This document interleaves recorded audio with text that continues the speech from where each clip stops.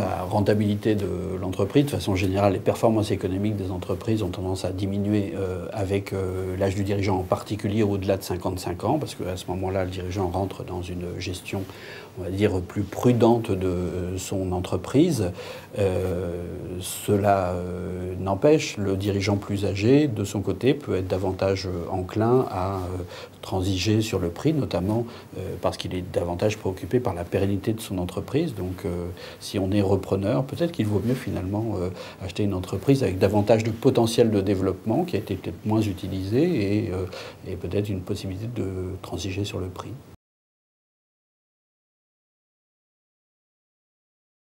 Les entreprises reprises, en général, font preuve de performances économiques qui sont supérieures à celles qui n'ont pas été reprises, ou bien sont supérieures à celles qui existaient avant la cession. Pourquoi? À la fois parce que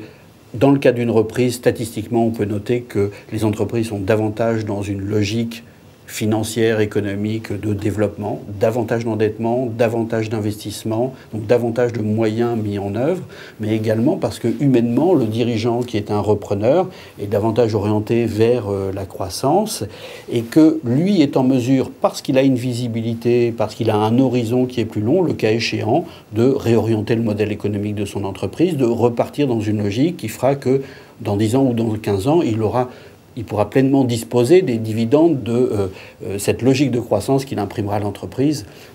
posture qui ne peut pas être celle d'une personne qui a 60 ans.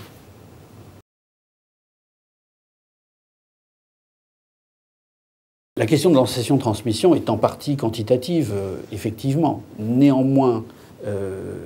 là où se pose un problème, c'est sur l'ajustement pour les dirigeants les plus âgés. Et là, la question me semble davantage qualitative que quantitative. Manifestement, le cédant potentiel cherche non pas un acheteur, mais le bon repreneur, celui qui sera un continuateur de son entreprise, celui avec lequel se créera une relation de confiance, une communauté d'esprit. Et la difficulté, me semble-t-il, est peut-être moins de proposer une série d'acheteurs à un cédant que de lui présenter un profil qui correspondra